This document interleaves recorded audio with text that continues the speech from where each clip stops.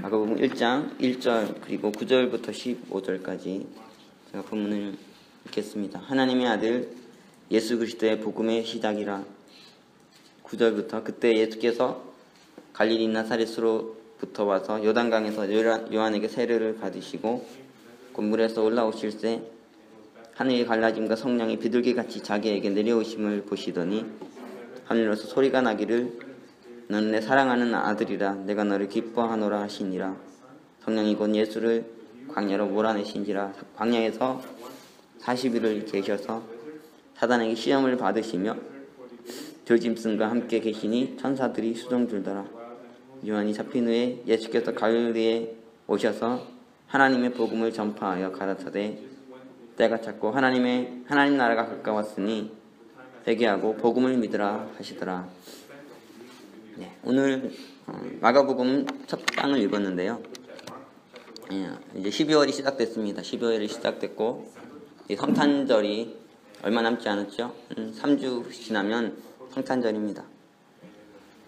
그래서 당분간 성탄과 관련된 말씀들을 보는 시간을 가지려고 합니다. 주일 예배와 수요 예배 통해서 성탄과 관련한 말씀을 보려고 하는데 오늘 마가복음에는 없죠.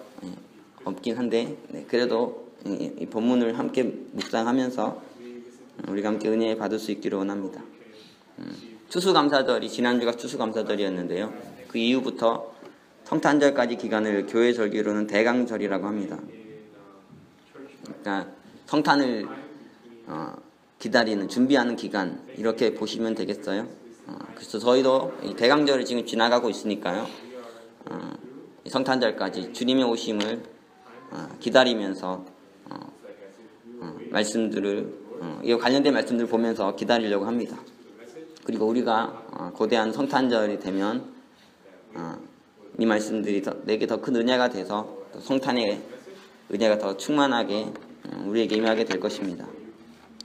성경에서 예수 그리스도에 대해서 가장 잘 기록하고 있는 책들은 사복음서이죠. 마태복음, 마가복음, 누가복음, 요한복음입니다. 사복음서, 4개의 복음서죠. 이 사복음서는 예수님의 전기입니다. 우리가 오늘 본문을 읽은 본문은 이 마가복음의 본문인데요. 이 마가복음은 이 사복음서 중에서도 가장 먼저 기록된 복음서예요. 마가복음이 나오고 마태복음, 누가복음, 요한복음 이렇게 나왔습니다.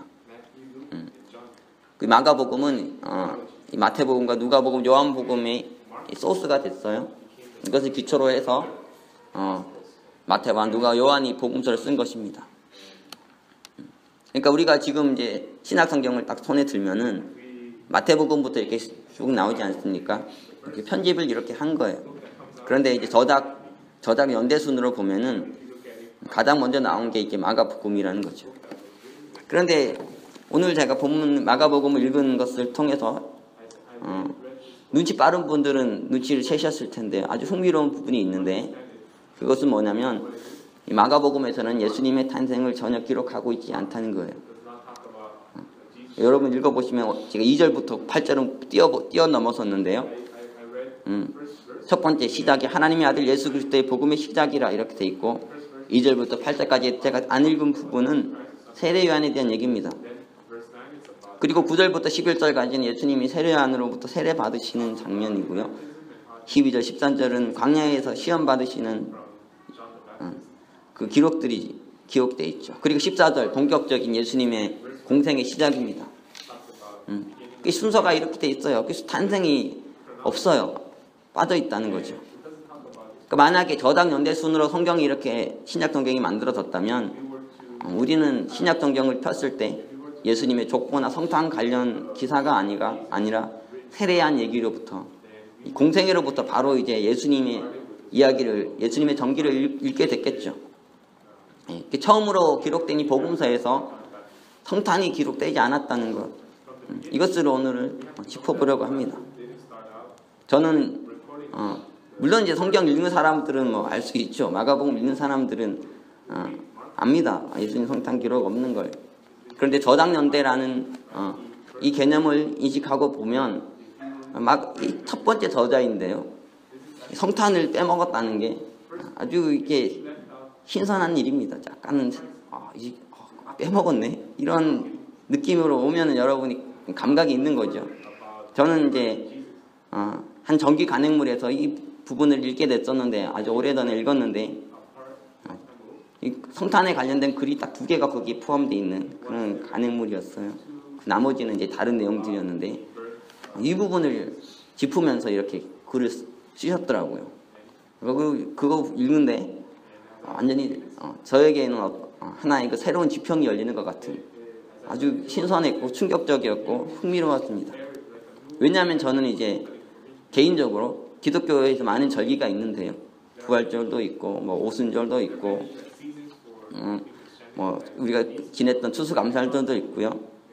그런데 제 개인적으로는 이 많은 절기 중에서 기독교 절기 중에서 성탄절이 가장 호감이 갔습니다. 제가 신앙 가지기 전에도 성탄절 그러면 그냥 이유 없이 기분 좋고 이유 없이 기다려지고 그런 날이었어요. 그런데 마가가 이 성탄절에 대한 기록을 빼먹었다는 게 이게 저는 충격이 됐습니다. 그걸 읽으면서 그리고 마가복음을 기초로 해서 이제 마태와 누가도 자신들의 복음서 썼는데 이 둘도 그 영향을 받아서 성탄을 기록하지 않았으면 성탄 기사는 성경에서 사라질 수 있었다는 거죠. 그런 생각을 한번 해보니까 망치로 이제 머리 한 대 얻어맞은 것 같은 그런 기분이 들더라고요. 그래서 성경 한번 제대로 공부해봐야 되겠다. 성경이 이거 정말 그냥 한번 읽을 책이 아니고 이거 정말 심각하면서 읽어야 될 책이구나. 그런 생각을 가지게 됐어요. 많은 이들이 성탄절 정말 중요하게 생각하지 않습니까? 성탄절 가까이 오면은 기독교인뿐 아니라 예수 안 믿는 사람들도 나름의 환상과 나름의 낭만을 가지고 성탄절을 막 기다리고 그래요. 그런데 마가는 이거를 훌쩍 뛰어넘었다는 거죠. 왜 첫 번째 복음서 저자, 예수님 전기의 첫 번째 저자 마가가 예수님 탄생을 기록하지 않았을까요? 왜 성탄은 빼먹고 세례에 대한 얘기부터 시작해가지고 바로 공생애로 들어가는가? 성탄절이 정말 중요한 절기고 큰 절기인데 그리스도인뿐 아니라 세상에서도 정말 좋아하는 절기인데 기다리는 절기인데 이거 빼먹었다. 이게 참 의미 있지 않습니까? 여러분이 예수님에 대한 책을 쓴다고 생각해 보세요. 예수님뿐 한 인물의 전기를 쓴다고 생각해 봅시다. 근데 여러분이 첫 번째 저자예요. 내가 첫 번째 쓰는 거예요. 그럼 여러분 어디서부터 시작하겠습니까? 어디서부터 그 사람에 대해서 어디서부터 기록을 남기겠냐는 거예요. 한번 진지하게 생각해 볼 문제가 아니겠습니까? 일반적으로 전기 쓰면은 탄생에서부터 많이 시작하잖아요. 그런데 마가는 달랐습니다. 이 탄생을 그렇게 크게 보지 않았어요. 마가에게 아주 별로 중요하지 않았다는 거죠. 그러니까 뺀 거죠. 이 중요한 역사적 사실을 왜 뺐을까? 마가가 성탄에 대해서 예수님의 나심에 대해서 기록하지 않은 것이 주는 성탄 메시지가 있는 것 같아요. 마가가 말하지 않음으로 우리에게 말해주는, 전하지 않음으로 우리에게 전해주는 것이 있는 것 같습니다. 그래서 오늘 마가는 성탄 메시지 안 전했는데 마가의 성탄 메시지 이런 제목으로 마가가 성탄을 왜 기록하지 않았는가, 이 의미를 한번 보려고 합니다. 이것 통해 우리가 알 수 있는 건 뭐예요? 예수님을 바라보는 그 예수님의 전기를 기록하는 마가의 관점이 있었다는 거죠. 마가는 첫 번째는 예수님의 탄생보다는 예수님의 공생에, 다른 말로 하면 예수님의 삶과 인격에 더 관심이 있었다, 이렇게 볼 수 있습니다. 그리고 두 번째는 예수님의 나심보다는 예수님의 오심에 초점을 두고 있었던 것 같고요. 그리고 세 번째는 다 비슷한 말입니다. 사실은 인간 예수, 역사적 예수, 히스토리컬 지저스라 그러는데요. 이것이 아니라 그리스도 예수, 공적인 예수, 캐리그마 예수, 여기에 관심을 가지고 있었다는 것을 알 수 있습니다. 그래서 예수님의 탄생에 대해서 그냥 넘어간 거죠. 그 인물의 어떤 전기를 볼 때도 여러분이 탄생에서부터 시작된 게 아니라 그 인물의 인생에서 가장 중요한 사건에서부터 전기를 시작하는 경우 볼 수 있을 텐데 마가도 그랬던 것 같습니다. 이 세 가지 테마 중에서 오늘은 첫 번째 테마를 볼 것이고요. 수요 예배 통해서 두 번째, 세 번째 테마를 나누겠습니다.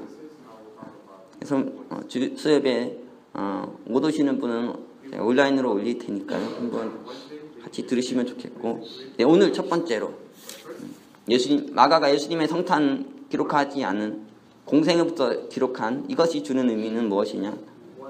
마가에게 있어서는 예수님의 탄생보다는 예수님의 공생애가 그분의 삶이 그분의 인격이 더 중요했다는 것을 우리에게 말해주고 있습니다. 한국에서 위인들의 전기 읽어보면은 안 읽어보신 분도 있었겠지만 들어는 보셨을 거예요. 그렇죠? 탄생부터 아주 비범한 그림들이 그려져 있습니다. 예를 들어서 고구려 이 주몽이 건국 시조죠. 신라는 박혁거세고 가야는 김수로라는 사람이 건국 시조인데 여러분 잘 아는 것처럼 아래서 태어난 걸로 나와요. 그래서 우리가 그 얘기 들었을 때 그 사람이 어떻게 살았는지는 잘 모르는데 탄생이 아주 비범했네. 이런 것들은 알 수 있죠. 건국 시조가 알에서 났다. 알을 깨고 나왔다. 이런 의미가 아니겠습니까? 알이라는 게 문자적인 의미도 있겠지만 사실은 이 상징적인 의미 같습니다. 기존의 것을 깨고 나왔다. 새로운 차원, 새로운 세계를 열어냈다. 새로운 나라를 건국했다. 그 나라를 건국하는 게 보통 일이 아니니까, 그렇죠? 새로운 어떤 하나의 패러다임이 열리고 새로운 시대가 열린 거죠. 하여튼 뭐 그런 의미로도 볼 수 있겠지만 또 따지고 보면 사실 생명이라는 건 다 알에서 나오는 거예요. 지금도 보면 조류나 이런 다 알에서 태어나죠. 그리고 인간도 광의적으로 보면은 알에서 태어납니다. 아닌 것 같아요. 보면은 그래요.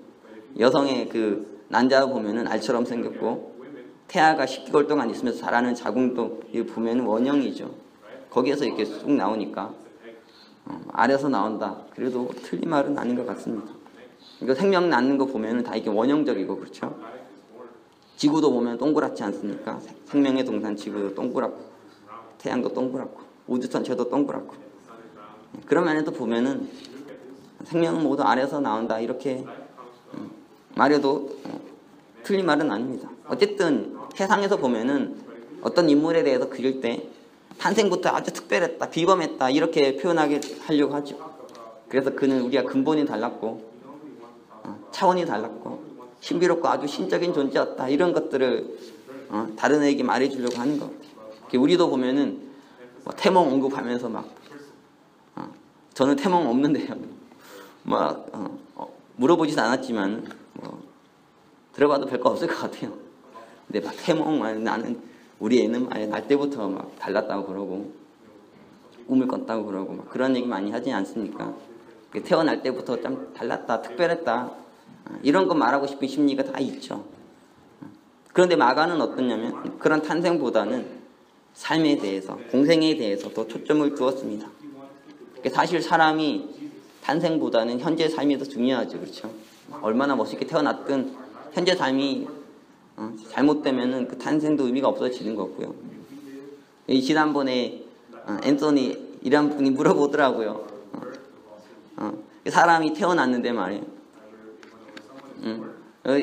그 사람 태어난 걸 하나님의 잘못이 아니냐.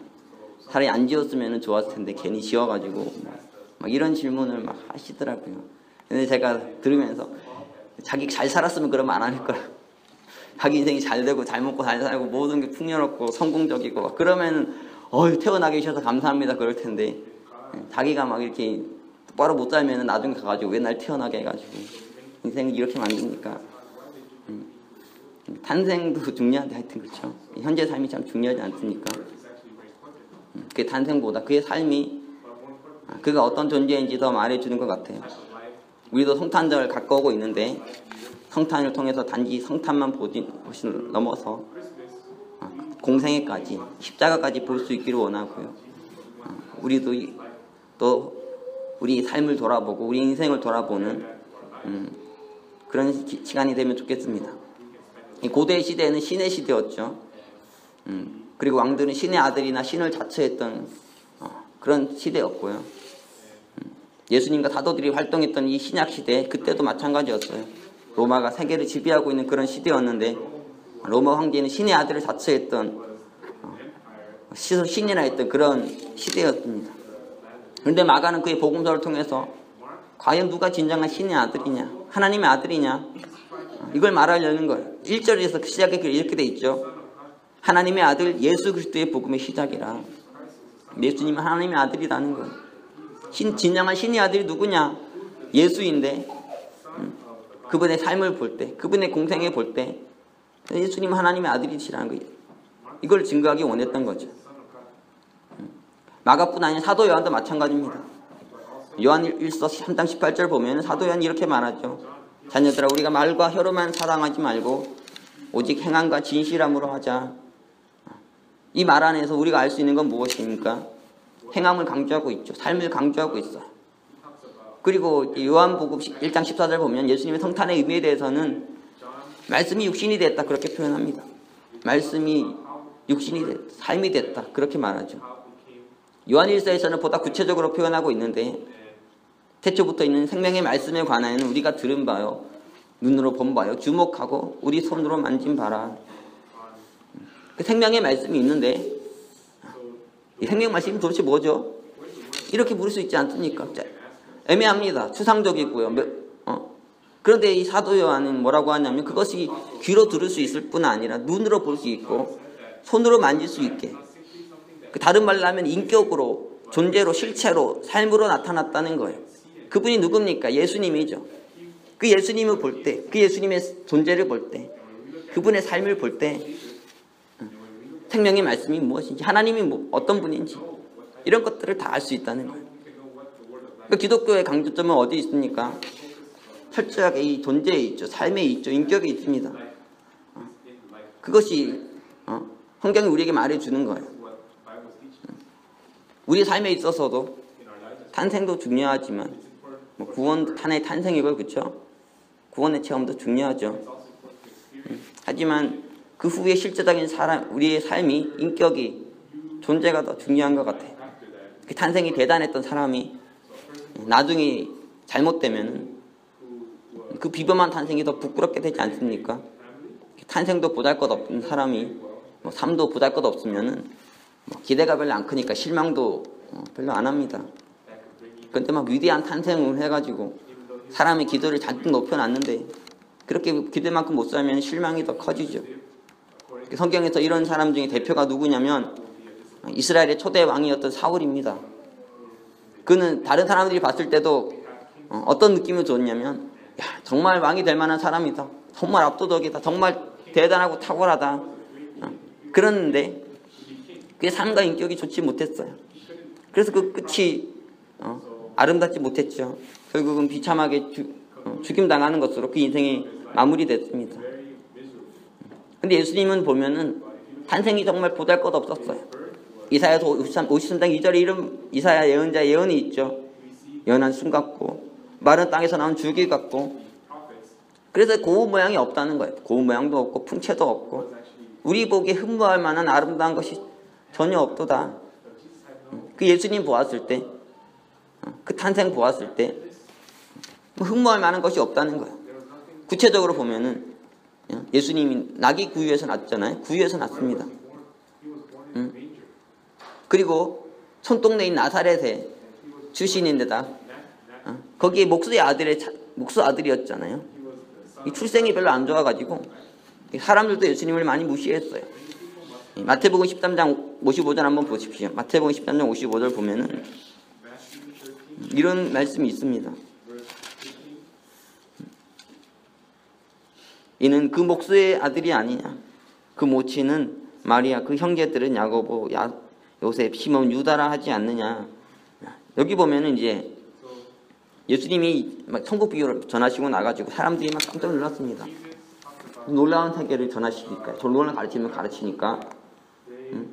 그러면 근데 목수의 아들이 아니냐. 당시에 이게 천한 직업이었던 것 같아요, 목수가. 그러니까 이런 말을 하겠지 않겠습니까?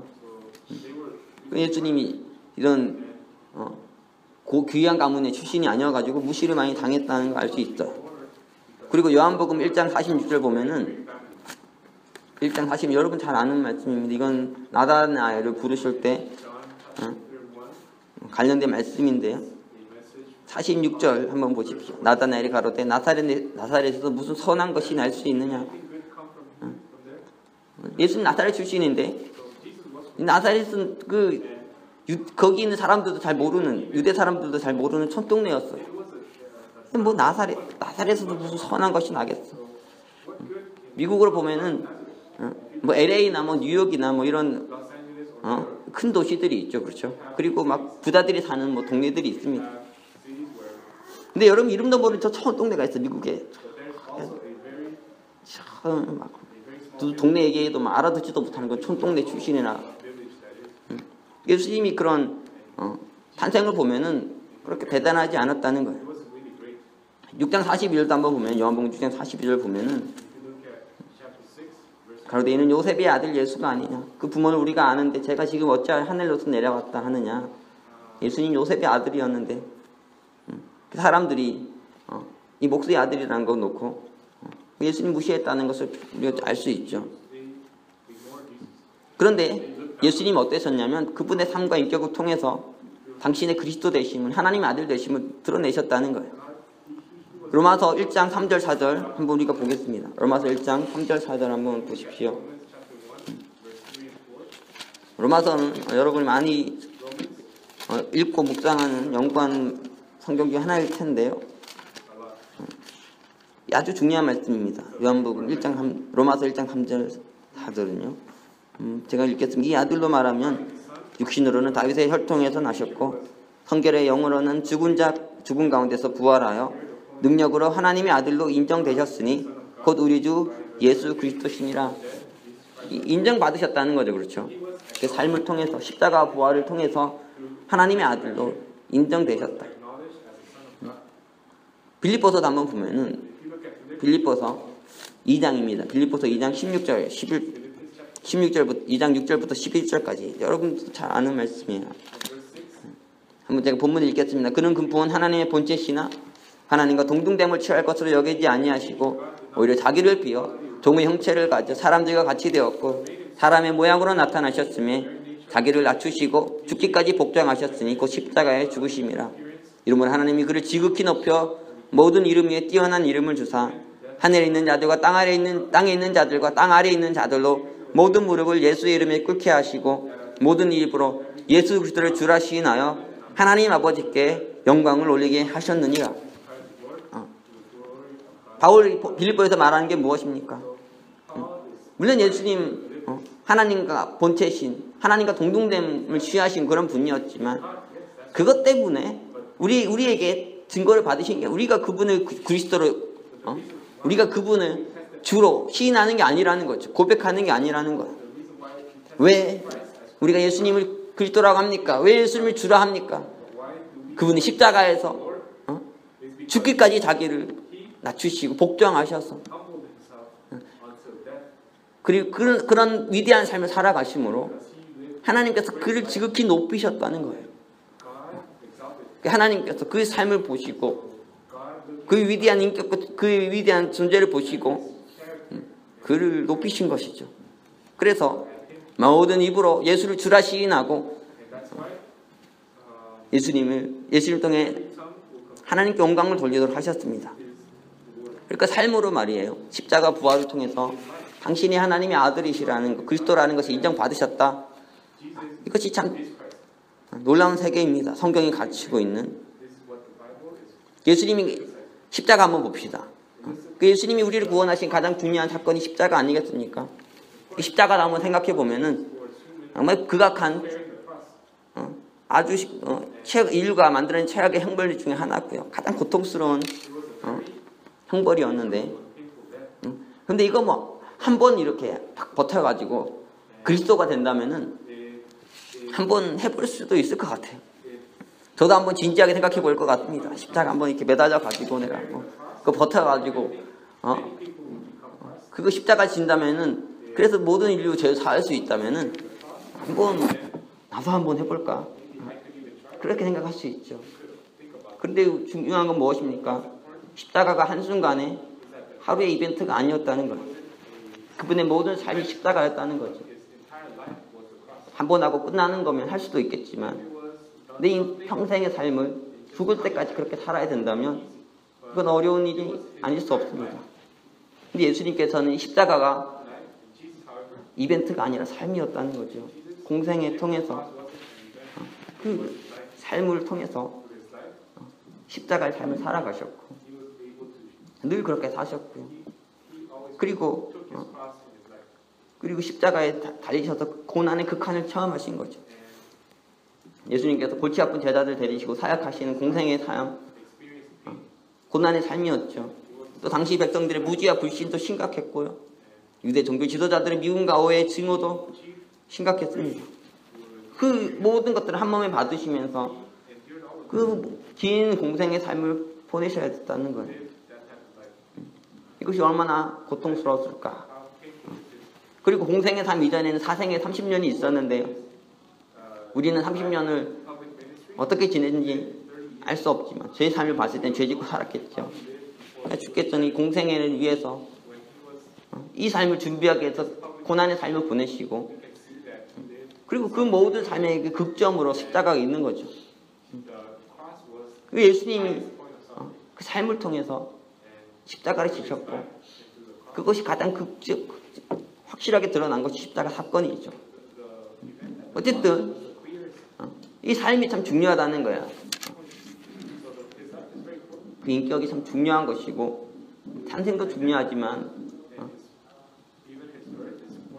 우리도 한번 생각해 볼 필요가 있습니다. 그래서 저도 부끄럽지만 내 존재가 어떤가, 내 삶이 어떤가, 내 인격이 어떤가 성탄절을 생각하면서 다시 한번 이 마가 메시지를 보게 되면서 생각해 보게 됐습니다.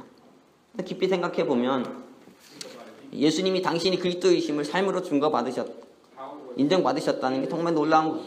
사실 사람이 같이 살아보면 며칠만 있어도 그 사람의 시체가 다 드러나지 않습니까? 저도 교회에서 지금 목회를 하고 있는데 여러분 몇 달만 지내보니까 저를 다 아시겠죠. 같이 살아보면 실망하지 않을 사람이 별로 없고요. 시간이 지나면 지날수록 다 미천 드러납니다. 그래서 서로 사랑해서 결혼한 사람들도 같이 살다 보면 덩 떨어져서 원수되고 이혼하고 그렇게 되죠. 그런데 같이 살면서 같이 사는 사람이 좋은 증거 해주면 그 사람은 정말 대단한 겁니다. 정말 진짜고 참이죠. 같이 살아보지 않고서는 알 수 없는 게 있어요. 같이 살아보면 다 압니다. 지금도 저도 같이 살면서 많이 증거를 받겠죠. 근데 이 참 삶이 중요한 거죠. 그렇죠? 삶이 예수님은 당신의 삶을 통해서 제자들한테 당신은 하나님의 아들이세요. 당신은 그리스도세요. 이 증거 받으셨다는 이게 얼마나 놀라운 겁니까? 제3자가 증거했다고 해도 놀라운 건데요. 그런데 바로 옆에서 같이 살았던 사람들이 이런 증거를 한다는 게 보통 일이 아니죠. 제가 이번에 페루 선교사님이 잠시 저희 교회 방문하셔서 교제를 했습니다. 페루에서 리마에서 사역하시는데 거기에 한인교회가 있대요. 그곳에서 거의 가장 큰 한인교회라고 하는데 많은 한인들이 그 교회에 모인다고 합니다. 그리고 요즘 한류바람이 불어가지고 그 페루 사람들도 많이 그 교회에 온대요. 근데 그 교회 목사님인지 전도사님인지 제가 정확하게 기억이 안 나는데 그분이 성도들과 대화를 한마디도 안 한다는 거예요. 한마디도 안 하는 정도가 아니라 아예 입을 닫고 이렇게 절대 사람과 교제하지 않고 사신다고. 저도 말 안 하지만 그 정도 아닌데 야, 이 목사님 참 속편하게 목회한다. 그런 생각도 들고 어떻게 저렇게 목회하지 그런 생각도 들고 여러 가지 생각이 많이 들었어요. 왜 입을 닫았겠습니까? 여러분도 생각이 들죠. 그렇죠? 말을 하면은 사람들이 그거 가지고 뒤에 가서 막 이런저런 얘기하니까 입을 닫아버리고 말도 안 하고 설교만 딱 하고 그냥 딱 사라지는 그런 거 아니겠어요? 물론 이렇게 입 닫고 살면은 목사가 입 닫고 말도 안 하니까 자폐증 환자냐, 대인기피증 환자냐 이렇게 욕할 수도 있을 텐데 차라리 그 욕 먹는 게 낫겠다 이런 생각하신 것 같아요. 한국 사람들이 참 뒤에서 욕을 많이 하잖아요. 뒷담화라고 하는 말도 그래서 있는데 그런 거 상처 많이 받으신 게 아닌가 그런 생각이 들었어요. 사람이 이렇게 뒤에서 욕 많이 하잖아요. 그러면 수근수근거리고 그 사람이 어때? 이 사람 어때?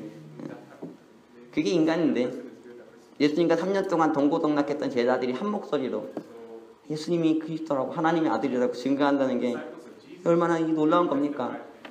여러분이 진실적으로 다가오죠. 그렇죠? 이 고백이 참 놀랍게 다가온다고요. 근데 예수님이 제자들한테 잘하기만 하셨나?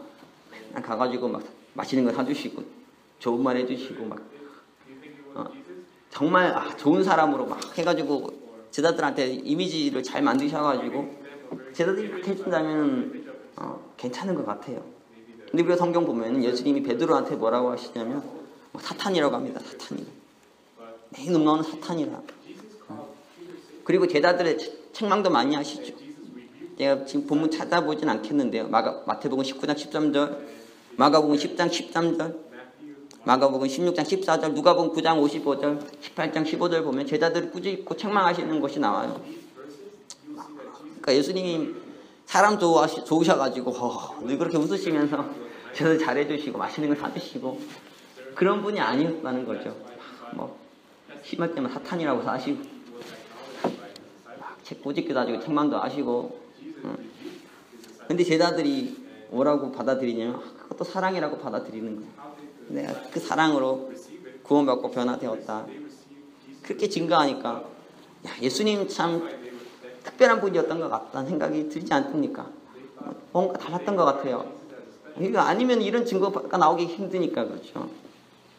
제자들로부터 많은 사람 중에 아주 특별한 사람, 아주 뛰어난 사람, 역사적인 위인, 의인 중에 한 명, 선인 중에 한 명, 이런 증거받아도 참 대단한데 하나님의 아들이라고, 메시아라고, 그리스도라고 증거받는다는 것이 얼마나 놀랍습니까? 삶을 통해서 그런 증거를 받으셨다는 거죠. 성령께서도 제자들에게 그런 고백을 하도록 마음을 주셨다는 거예요.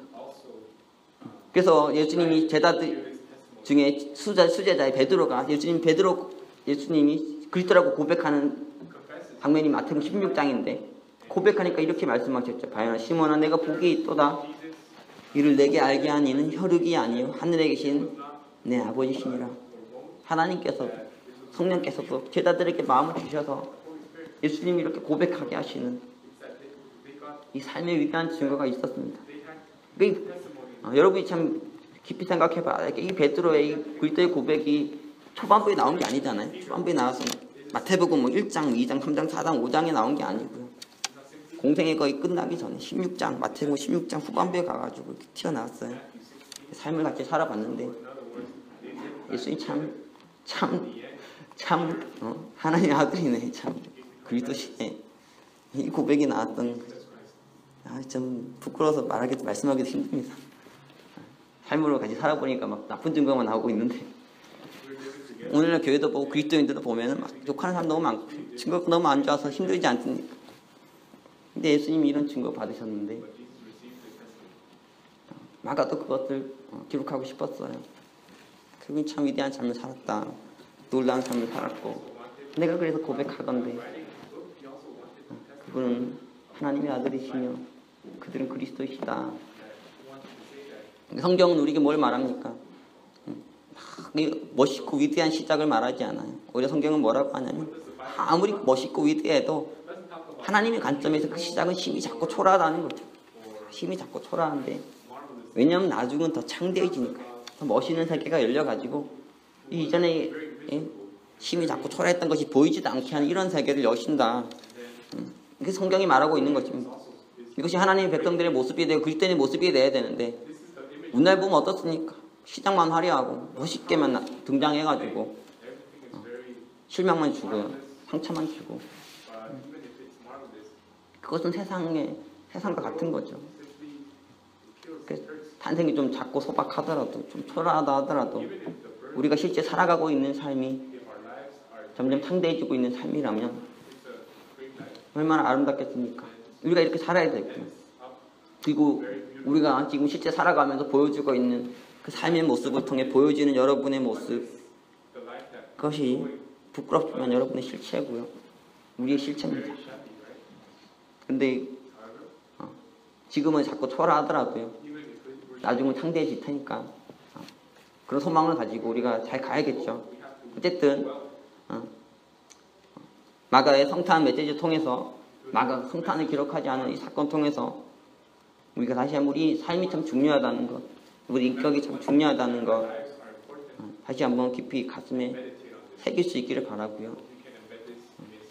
부끄러운 삶의 모습이 있었다면 함께 회개하고 예수님처럼 아름다운 증거를 받을 수 있는 그런 저와 여러분이 되길 바라고 그런 교회 되기를 기도합니다. 기도하겠습니다. 사랑해 주님, 오늘 저희가 대강절 귀한 기간을 보내며 주님의 성탄의 의미를 깊이 묵상하였습니다. 주님은 탄생을 심히 잡고 초라하셨지만 위대한 공생의 삶을 통해 당신의 삶과 인격을 통해 배달되었다. 하나님의 아들로 그리스도로 증거받으셨습니다. 주님, 우리 안에도 이 주님의 삶을 따라가는 모습이 있게 해주시고 그래서 참된 그리스도인들로 증거받는 아름다운 은혜가 있게 하여 주시옵소서. 이 교회 위에, 이 교회 성도들 위해 주님 은혜를 주시고 회개하는 마음을 주시고 또 주님을 따라가고자 하는 마음 주셔서 심히 나중에 창대해지는 귀한 인생들이 될 수 있도록 인도하여 주시옵소서.